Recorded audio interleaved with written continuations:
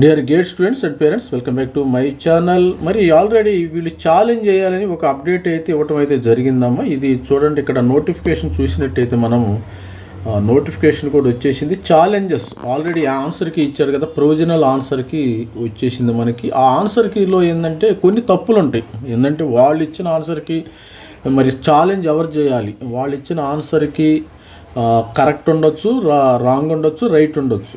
దానివల్ల challenges context on question keys are available on goes portal.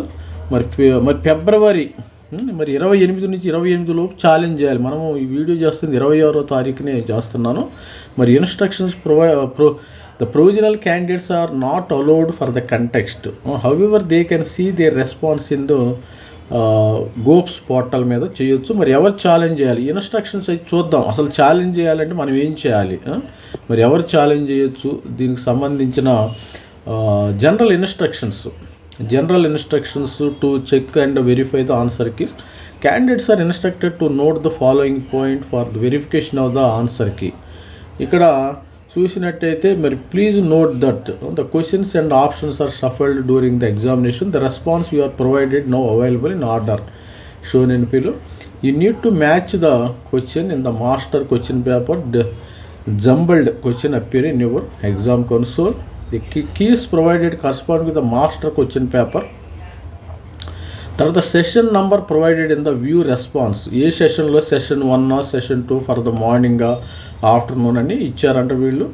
అదేవిధంగా students మరి ఎంత పే చేయాలి, మరి ఛాలెంజ్ చేయాలంటే మనము ఎంత పే చేయాల్సి వచ్చి ఇక్కడ చూడండి. ఛాలెంజెస్ మనము 25వ తారీఖు నుంచి 25వ తారీఖు నుంచి 28వ తారీఖు వరకు ఛాలెంజ్ చేయాలి. ఛాలెంజ్ ఎందుకు చేయాలి, ఒక క్వశ్చన్ వాళ్ళకి ఆల్రెడీ చెప్పాను కదా, మరి ఒక ఆన్సర్ ఇచ్చాడు, ఆ ఆన్సర్ని మనం తప్పని ప్రూవ్ చేయాలంటే ఛాలెంజ్ చేయాల్సి ఉండేది. ఎవరు ఛాలెంజ్ చేస్తారు సార్, మరి స్టూడెంట్స్ ఛాలెంజ్ చేయాలా వద్దా? స్టూడెంట్ ఎట్టి పరిస్థితుల్లో ఛాలెంజ్ చేయాల్సిన అవసరం లేదమ్మా. పెద్ద పెద్ద కోచింగ్ ఇన్స్టిట్యూట్స్ ఉంటే వాళ్ళు చూసుకుంటారు. కార్పొరేట్ లెవెల్లో ఏంటంటే గేట్ కోచింగ్ ఇన్స్టిట్యూట్స్ ఉంటాయి కదా, ఆల్ ఇండియా లెవెల్లో కొన్ని ఇన్స్టిట్యూట్స్ అయితే పనిచేస్తున్నాయి. దాని ప్రొఫెసర్స్ ఎక్స్పర్ట్స్ వాళ్ళు ఉంటారు. వాళ్ళు ఏంటంటే వెరిఫై చేసి ఛాలెంజ్ చేస్తారు. మరి ఛాలెంజ్ చేయాలంటే ఎంత ఫీజు అయితే అవుతుందో చూద్దాం. ఇక్కడ చూసినట్టయితే క్లియర్గా మనకి కరెంట్గా మనకు ఓపెన్ అయింది. ఫిబ్రవరి 28వ తారీఖు ఛాలెంజ్ విండో అయితే ఓపెన్ అవుతుంది. Window starts from 25th to 28th. మరి అబ్జెక్షన్ ఫీజు ఒక్కొక్క క్వశ్చన్కి మనం 500 రూపీస్ అయితే పే చేయాల్సి ఉందమ్మా. 500 rupees per question for Indian candidates, non refundable. మరి ఎన్ఆర్ఐ స్టూడెంట్స్ అంటే $10 ఇంటూ 9 అంటే $900 అయితే ఎన్ఆర్ఐ స్టూడెంట్స్ పే చేయాలి. Official challenge must be submitted online go through the online application processing. దీనిలోకి వెళ్ళి మనము ఛాలెంజెస్ సబ్మిట్ చేయాల్సి ఉంటుంది. మరి ఎవరైనా ఛాలెంజ్ చేయవచ్చా అంటే మరి ఎవరు ఛాలెంజ్ చేయాలి, మరి ఛాలెంజెస్ ఒకసారి ఎవరైనా ఛాలెంజ్ చేయొచ్చు. ఛాలెంజ్ చేయాలంటే మీరు enrolment ID, email ID, password ఉండాలి. ఎవరైనా స్టూడెంట్స్ రాస్తారో వాళ్ళు మాత్రమే ఛాలెంజ్ చేయాలి. కాకపోతే వాళ్ళ వెనకాల పెద్ద పెద్ద కోచింగ్ సెంటర్స్ అనేవి ఉంటాయేమో, వాళ్ళు ప్రొవైడ్ చేస్తారు. The final answer key will be released after subject experts to review all valid changes and results are scheduled for announcement of March 19th schedule అయిపోయి. ఈ లోపు ఏం చేస్తారంటే ఎన్ని క్వశ్చన్స్ తప్పు అయినాయి, ఎన్ని క్వశ్చన్స్ కరెక్ట్గా ఉన్నాయి, మరి ఏమైనా బోనస్ మార్క్స్ వచ్చే అవకాశం ఉందా కూడా మరి చూస్తారు. దాన్ని చూస్తే మరి అప్లోడ్ ప్రూఫ్ కూడా మీరు ఛాలెంజ్ చేయాలంటే ఏం చేయాలి, లాగిన్ అవ్వాలి, select question, navigate to context ఆన్సర్కి selection to specific question ID from the master question పేపర్లో ఉండే క్వశ్చన్ ఐడి తీసుకోవాలి. తర్వాత upload proof, provide detailed justification, upload supporting documents. PDF ఫార్మేట్లో మీరు సపోర్టింగ్ డాక్యుమెంట్స్, ఎవిడెన్సెస్ ప్రొవైడ్ చేయాలి. Everybody has to evidence.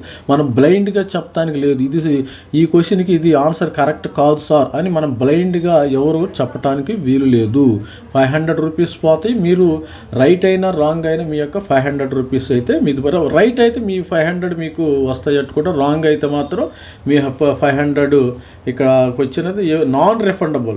అంటే right అయినా రాంగ్ అయినా 500 పర్ క్వశ్చన్ అనేది నాన్ రిఫండబుల్ అమ్మ. ఇది స్టూడెంట్స్ మరి మీరు ఆల్రెడీ మీ వెనకాల సపోజ్ మీరు ఒక కార్పొరేట్ కాలేజ్ మరి కోచింగ్ సెంటర్లో చూస్తుంటే వాళ్ళు ప్రొవైడ్ చేస్తారు మీకు. కాకపోతే స్టూడెంట్ మాత్రమే రైజ్ చేయాలి, వాళ్ళ బ్యాక్ ఎండ్లో మంచి స్ట్రాంగ్ టెక్నికల్ ఎవిడెన్స్తో వాళ్ళు రైజ్ చేయాల్సి ఉంటుంది. మళ్ళీ టెక్నికల్ ఎవిడెన్స్ లేకుండా ఏదో పిచ్చిగా ఇది తప్పు అని మనం రైజ్ చేయడానికి లేదు.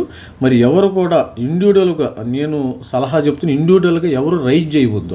చాలామంది ఆల్రెడీ మరి కొన్ని క్వశ్చన్స్ ఉండే, నేను ఆల్రెడీ బ్రాంచ్ వైజ్ కూడా ఆ క్వశ్చన్స్ పెడతాను. నేను ఆ బ్రాంచ్ వైజ్ కూడా అన్ని కంపైల్ చేసి ఎన్ని బోనస్ మార్క్స్ రావచ్చు మరి ఈ సెషన్కి అనేది పెడతాను. All the best. This is my Ravikumar sir signing up. Thank you, bye.